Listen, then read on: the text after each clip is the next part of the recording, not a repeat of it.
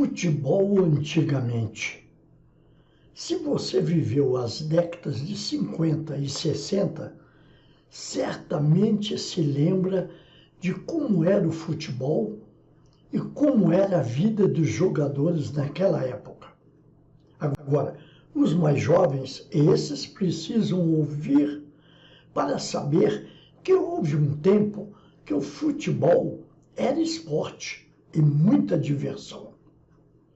Não era como agora, altos salários, transações milionárias, muita mordomia, concentrações luxuosas, centro de recuperação avançado, aparelhos de exercícios físicos de última geração, banheiras térmicas e recuperação física depois dos jogos em menos de 24 horas. Até a década de 60, o futebol era muito diferente. O jogo, a prática de futebol, era e continua sendo a mesma coisa. 11 jogadores de cada lado, 2 traves no campo, um campo gramado, alguns com muitos buracos, uma bola e o objetivo principal de colocar aquela bola nas redes e ganhar o jogo. A essência do futebol não mudou. É bola na rede e ganhar o jogo. Mas em volta, fora das 4 linhas, tudo mudou radicalmente. Antes, árbitro era chamado de juiz. Auxiliares, que eram 2, se chamavam bandeirinhas. Não havia o 4º nem o 5º árbitro fora das 4 linhas. Juiz nem bandeirinhas não utilizavam fones de ouvido, comunicadores para falarem entre si. Era tudo no olho, na observação e na interpretação rápida. Falta era falta e pronto. Impedimento, quem marcava era o bandeirinha. E pênalti, não tinha discussões não.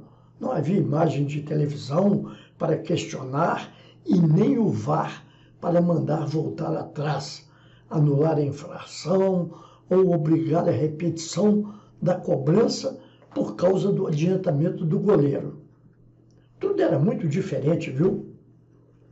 Futebol era esporte e diversão, não apenas show e espetáculo, marketing para fazer dinheiro como hoje, produzir jogadores e vendê-los o mais rápido possível lá para fora.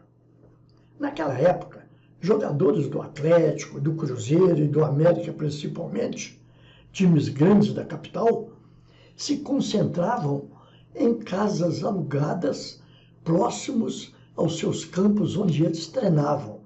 Santa Efigênia, que era do América, Lourdes, que era do Galo, e Barro Preto, do Cruzeiro. E os jogadores ficavam ali a semana toda como se fosse uma república de rapazes, sem nenhum conforto, comendo mal, arroz, feijão, macarrão, linguiça, no almoço e na janta, e jogando ping-pong e jogando cartas, jogando baralho. Quem era casado ainda podia vir para a concentração 1 ou 2 dias antes dos jogos. Agora, os solteiros, a maioria, ficava recluso naquelas repúblicas, olhando pela janela, apreciando e às vezes mexendo com as moças que passavam pelas ruas. Alguns jogadores mais impacientes se rebelavam com o isolamento e davam um jeito, pulavam a janela à noite, iam para a zona boêmia da cidade ou então para as casas de prostituição, como a casa da Zezé lá na Floresta e a Margarida em Lourdes, que eram famosas. Árbitro hoje recebe mais de R$5.000 por jogo, auxiliares uns 3.000, andam de avião, se hospedam em bons hotéis, recebem diárias.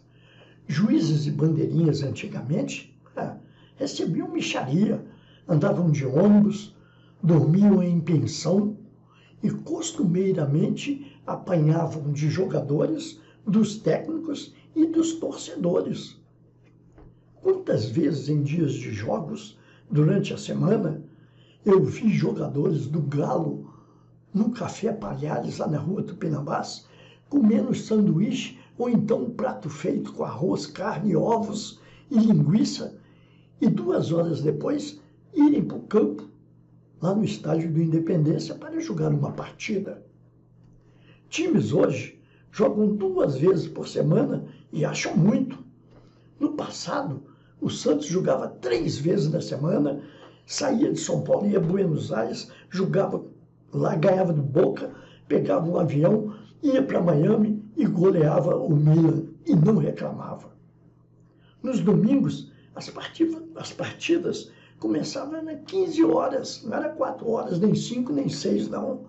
O sol rachando e o descanso era só 15 minutos de intervalo. Não tinha esse negócio de parar porque o sol está quente e beber água, não. O jogo era duro, corrido, bola de couro, chuteiras não eram de nylon como as de hoje, como sapatilha, eram solados de madeira, tipo compensado. As traves eram pregadas com prego, e às vezes furava a meia e atingia o pé do jogador. O jogador não trocava de camisa com o jogador adversário depois do jogo, não. Cada um tinha sua camisa, não havia estoque. Bola no campo eram 2, 3 no máximo. Se caiu na rua, ou a torcida pegava, o jogo ficava parado. O gandula tinha que ir lá fora do campo, pegar a bola, ou então esperar um torcedor devolver. Técnico era como um pai bravo. Treinava, educava, cobrava, punha de castigo, comprava roupa, fiscalizava a vida do jogador e até guardava o seu dinheiro. E o Strick, por exemplo, o Omon, foi um deles, ficou famoso. Técnico do Atlético que ele era, várias vezes ele foi técnico do Atlético, do América, foi técnico do Flamengo, tinha 2 metros de altura, forte feito um touro, não aceitava perder. Com ele, jogador, precisava correr atrás da bola como um mendigo faminto corre atrás de um prato de comida. Jogadores hoje pensam mais no dinheiro, na fama, ficar rico de um dia para o outro, jogar bola, dar show. São poucos que conseguem fazer isso.